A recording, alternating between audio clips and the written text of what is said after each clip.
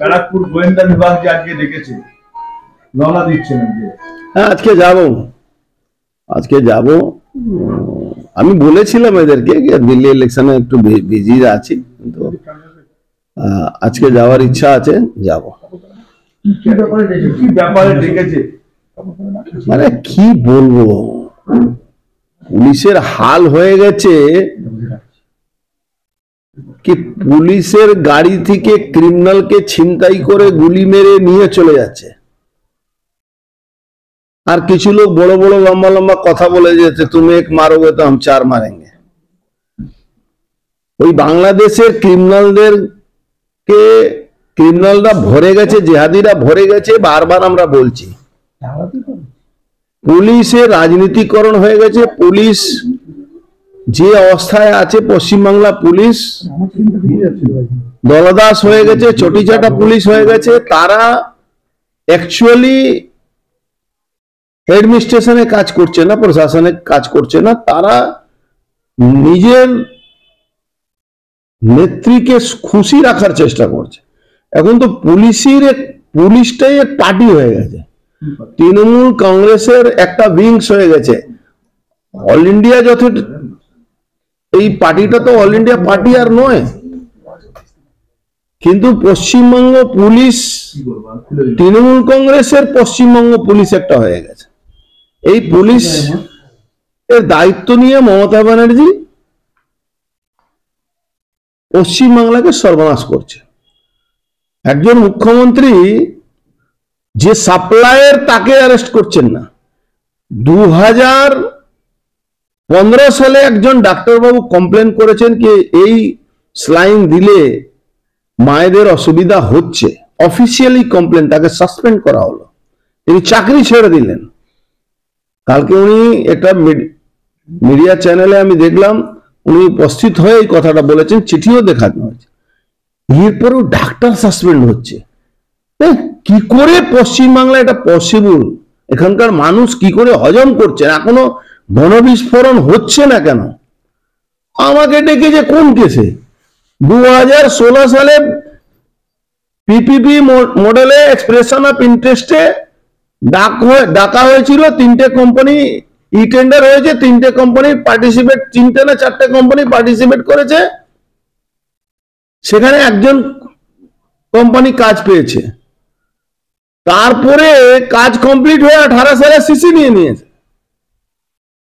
এরপরে ওই কেসে এফআইআর করে, কে এফআইআর করছে? যিনি নিজে সই করেন না, পৌরসভার চেয়ারম্যান, তিনি নিজে সই করেন না, পৌরসভা আসেন না, সবসময় ঘুমিয়ে থাকেন। 86-87 বছর একজন বৃদ্ধা, তার ছেলে তার মেয়ে তারা সই করে চেয়ারম্যানের। এই সরকার চলছে কি করে? এটাই একটা বড় পর। আরো একটা কথা বলছি, এই কেসে আরো মুখ থবড়ে পড়বে। জমিটাই পৌরসভার নয়। এই নিয়ে কবার নোটিশ পাঠালো? এই নিয়ে 3বার নোটিশ হয়েছে। আজকে যাচ্ছি, 21 তারিখে তো আবার একটা নোটিশ, আবার 21 তারিখে আছে। ওই শুভেন্দু অধিকারীকে মমতা ব্যানার্জি জেহাদিদেরকে দিয়ে খুন করাবার চেষ্টা করছেন, এই বক্তব্য জন্যে আমার নামে এফআইআর করেছে। একটা চোর এখানে আছে একজন, তার ইনস্ট্রাকশন এইসব চলছে। আমি তো আবার একটা কথা বলে দিচ্ছি, মমতা ব্যানার্জির পুলিশের উপরে আমাদের ভরসা নেই। সেন্ট্রাল আইবি বলেছে শুভেন্দু অধিকারীর উপরে থ্রেট আছে, তার জন্য তার সমস্ত রকম সিকিউরিটিকে সেন্ট্রাল গভর্নমেন্ট বাড়িয়ে দিয়েছে। মমতা ব্যানার্জি সৎ সাহস থাকে, তাহলে এই যে আমি চ্যালেঞ্জ করেছি কি মমতা ব্যানার্জি জিহাদিদের সঙ্গে হাত মিলিয়ে শুভেন্দু অধিকারীকে মারিয়ে দেওয়ার চক্রান্ত করছেন, এই মামলাটাকে সিবিআই কে দিয়ে দিন। এই যে যিনি, আমি যে মিথ্যা কথা বলছি, আমাকে কেন ডেকেছে, ডাকবে? আমার কাছে কি সোর্স আছে? সুপ্রিম কোর্টের রুলিং আছে, আমি আমার সোর্স তোমাকে বলবো নাকি? তুমি পুলিশের লোক আছে, তোমার কাজ আছে, আমি তো পলিটিক্যাল লোক। আমি একটা কথা বলবো, তুমি ওই সোর্সটাকে যাচাই করবে, যাচাই করে তুমি ওটাকে প্রোটেকশন দেবে। সেন্ট্রাল গভর্নমেন্টের ইন্টেলিজেন্স ব্রাঞ্চ বলছে কি হ্যাঁ ওনার উপরে থ্রেট আছে, আর আমি যখন বলছি তখন আমার নামে এফআইআর করছে। তো মমতা ব্যানার্জি এটাকে সিবিআই ইডি কে দিয়ে দিন, আর নালে আমি আজকে 21 তারিখে আমার ওই কেসের ডাক আছে, ইনভেস্টিগেশনের পরে আমি কোর্টে যাব কি এই মামলাটাকে সিআইডি হাত থেকে তুলে এনআইএ কে দেওয়া উচিত। কেন এই মামলা পশ্চিমবঙ্গ পুলিশ যে একটা আসামিকে রুখতে পারে না, বাংলাদেশ থেকে ক্রিমিনাল এসে আসামিকে পুলিশকে মেরে চলে যাচ্ছে, এখনো পুলিশ কেন বিদ্রোহ করছে না আমি এটাও ভাবি। পুলিশের মেরুদণ্ড ভেঙে গেছে, কি করবে না। 21 তারিখে যে মামলা আমাকে ডেকে যে একটা চোর কাউন্সিলরকে দিয়ে মামলা করিয়েছে এখানকার পুলিশ কমিশনার, সেই মামলায় আমি যাব যদি মমতা ব্যানার্জি এই কেসটাকে এনআইএ কে না দেয়। কেন?